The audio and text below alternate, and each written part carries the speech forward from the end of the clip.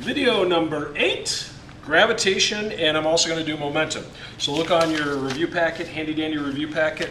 Remember, your review packet, along with your calculator, along with your brain, along with, what else did we decide here? I don't even have the list in front of me, but you know, you need your calculator, reference table, you need your review packet, and you need you. The most important part is you. Spooky. Anyway, all right, so here's what we're going to do. We're going to look at gravitation and momentum. Focus, Mr. Wilson. Any two objects have a force of gravity between them. My wife and I, she's at home right now, I think, we have a force of gravity between us. The force is really small right now because we're really small. I'm a little bigger, but she's quite petite, and we're also a big distance apart. So the force of gravity is only really significant for large masses like the Earth and the Moon, or the Sun and the Earth, or whatever. Big masses like planets, and then also generally they want to be closer together. If they're really big, like for instance the Sun and the Earth are about 93 million miles apart, the force can still be significant.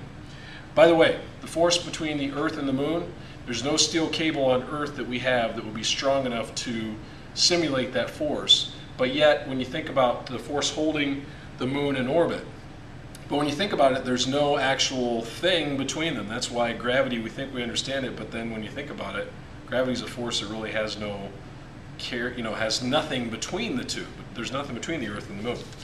The equation, Newton's universal law of gravity. Any two masses have a force of gravity between them. Big G is on the front of the reference tables. And this is just the force of gravity, which of course we measured in newtons. Nice job, whoever said that. I couldn't quite hear your name or see you back there. But force of gravity versus mass 1 would be, yep, force of gravity versus mass 2 by itself would also be the same thing. Force of gravity versus radius would be inversely related, okay? Big G's on the front of the reference tables, two masses in kilograms. R is going to be the distance between the centers. So like if this is the Sun and this is the Earth, the distance between the Sun and the Earth, which if you look on the front of your reference tables is the mean distance from the Earth to the Sun or something like that, that's going to be your radius, because it's as if one is, like my wife is the center of my universe and I orbit around her. So the distance between us becomes the radius of that circle. Okay? Now, let's go back here. Force of gravity. You can actually plug in a couple different ways. Remember we said if I increase the size of the Sun to double its size, as if I could do that, then, and if I wanted to see how much the force changes, I can go in here, like say I double the size of the Sun and triple the size of the Earth. We put a lot of fatsos on it. And then I don't change the distance between them. Remember, we can do this sort of thing, so the new force would be 6 times bigger than it was before. Or if you double the distance, and that's the only thing you changed, 111 over 2 squared would be 1/4 the force.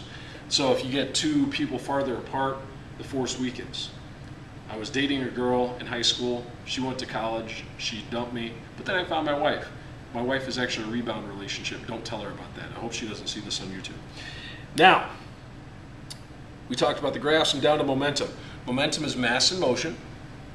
And when you have no external forces, no external forces, only momentum won't change. It's conserved. So an external force would be like an impulse. An impulse causes a momentum to change. Find an impulse. Find the symbol for impulse on your reference tables, please. You should find that it's J. I'm going to bring this down in case that's a little high. J equals force, a net force times time, which causes momentum to change.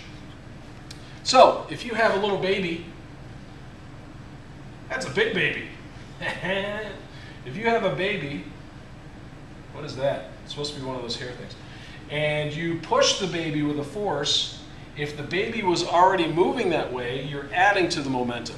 If you now, say the baby's moving that way and you push this way, now that's a slowing down force. So you're going to subtract from the momentum because they're at 180 degrees, which is normally how they do it. And 0 degrees, you add them, right, if they're working together. and then 180 you subtract it. So if I had an original momentum of 20 for this baby, 20 kilogram meters per second, and the baby received an impulse of 5 in the direction it was moving. So say it was originally moving to the east. I'm not going to do east side. And then you gave it an impulse of 5 to the east also. The new momentum would be 25. And then if you knew the momentum and the mass of the baby, say the mass of the baby is 12 kilograms. It's a chunker. Figure out how many pounds that is. So if this was 25 is the new momentum, I'm going to make the mass 12.5 to make it easy on myself. So P equals that equals 12.5 kilograms. And then your velocity will be how much? 2 meters per second to the, now I'll do it, east side. Thank you very much.